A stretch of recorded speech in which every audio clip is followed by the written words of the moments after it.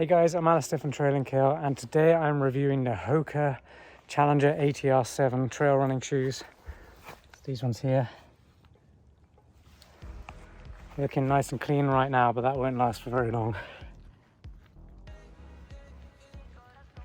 So, these are Hoka's latest hybrid trail road running shoes, and I'm really excited to go take them out on my local route, which is about 10 kilometers long. Mostly trail, but there is some road surfaces as well, and it's got about 300 meters of climbing on this run. So I love doing this run because it gives me a perfect trail loop that incorporates tons of different types of terrain. There's climbing, steep downhills, flat sections, so I really get to unleash some speed in the shoes I'm testing as well. So this one's going to be fun. So far I have run 1 kilometer on the road, and the Challenger 7 from Hoka is really good so far. It feels like a classic Hoka on the road surfaces, because it does have plenty of cushioning underfoot in the midsole. And yeah, nothing but good things so far.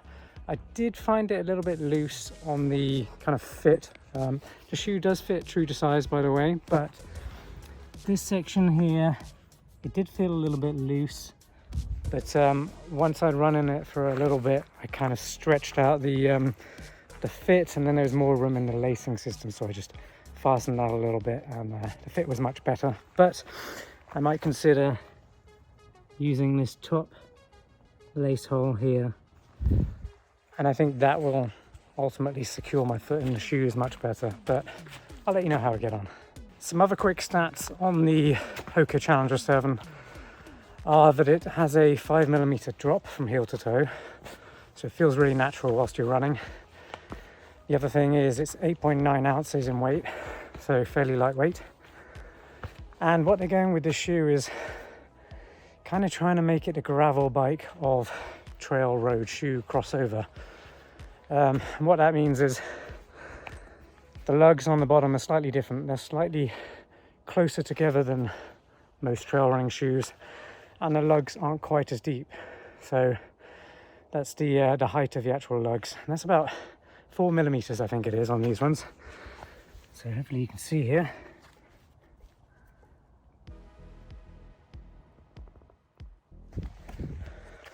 So it's interesting. It's not a total trail shoe like the Hoka Mafate Speed 4, which I recently reviewed.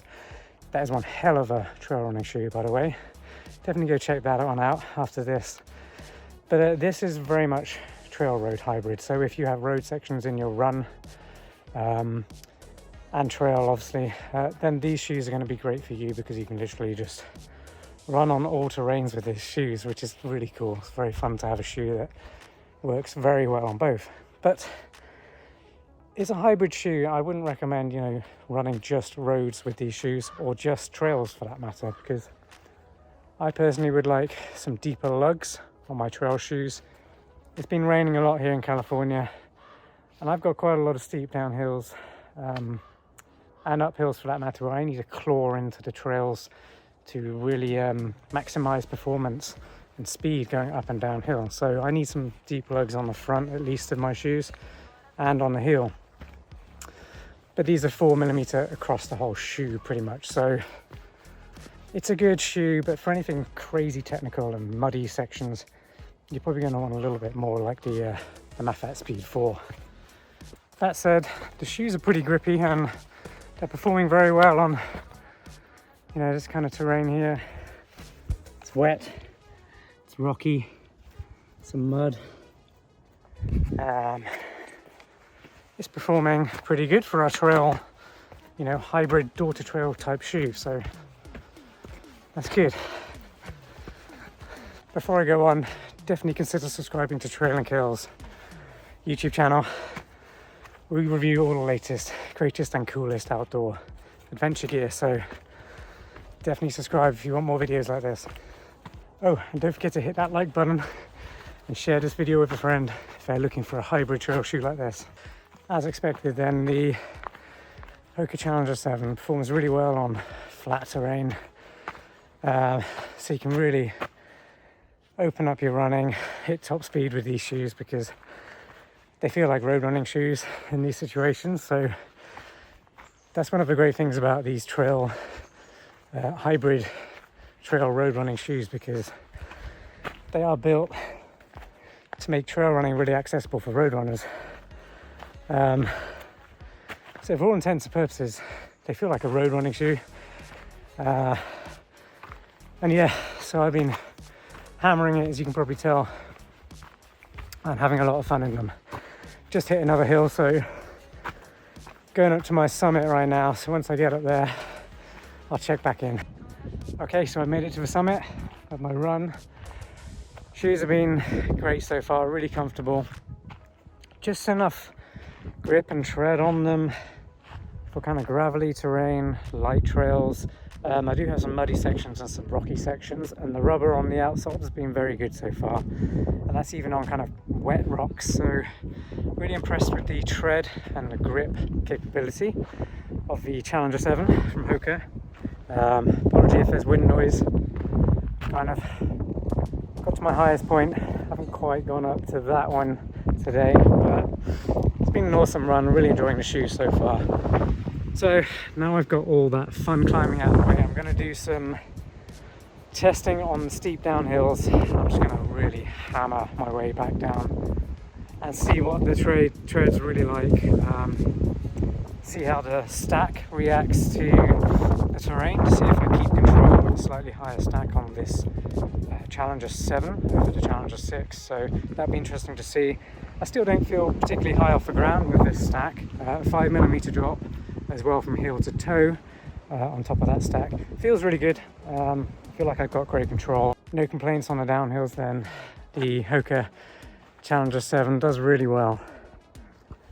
I particularly like this. It's very reminiscent of Hoka, but I love this heel thing that they're doing.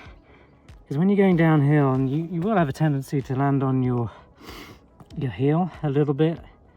What this does is it gives you that extra kind of latitude and movement for your leg to move without this heel part of the shoe actually digging into your Achilles. So if you're someone who struggles from Achilles tendonitis, these shoes are going to be really good for you, because you won't get that agitation from the back of the shoe digging into your heel.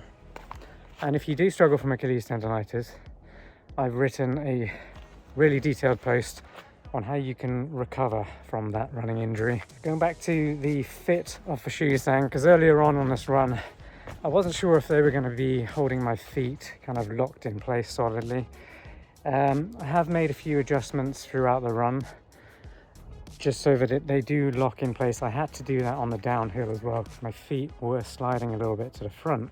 So I realized there was some extra space in the shoe, and I just tightened up this section here, the midfoot, and that stopped my foot from sliding forward. So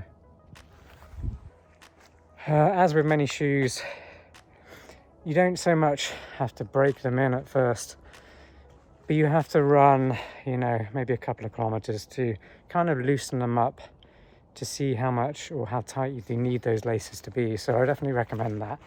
All right then, so last bit on my run is some really steep, gnarly single track trails. So to be honest with you, I'm not expecting too much from these shoes on this kind of muddy, slippy downhill stuff. I'm going to do my best to try and slip over, all for you guys, so that so that I can tell you what these shoes are like, if they're worth it, and whether they kind of work on various types of terrain. So I'll do my best. I'm gonna storm down these trails, single tracks, muddy, rocky, gnarly, fun, exciting trails, and I'll let you know how I get on.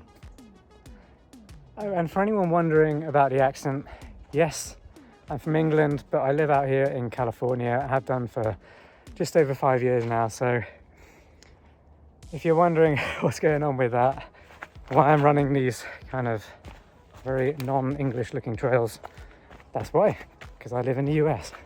Although I was pleasantly surprised about how these perform running downhill, steep, kind of gnarly, muddy, wet, rocky terrain, as you can imagine, that's a lot to ask for a hybrid trail road running shoe. So yeah, not so good on those kinds of terrain, but they're definitely good for, you know, road running stuff and light trails. But if you're looking for something a little bit more better equipped for rocky, tough trails, then definitely look at the Hoka Mafat Speed 4. They will give you a hell of a lot more grip out there, and you're definitely going to need that. These lugs do kind of, because they are only 4mm and they're quite tightly packed together lugs, they do fill up with wet, dirt, muddy type stuff. So like I said, great for most all terrains, but if you're really going to go for that technical stuff, I would stick to a dedicated trail running shoe like the Hoka Mafat Speed 4. All right, I'm going to close out this Hoka Challenger ATR 7 review now. Hope you enjoyed it. If it helped you at all, please give this video a like and consider subscribing to our channel for more outdoor gear reviews just like this one. Thanks, and I'll see you next time.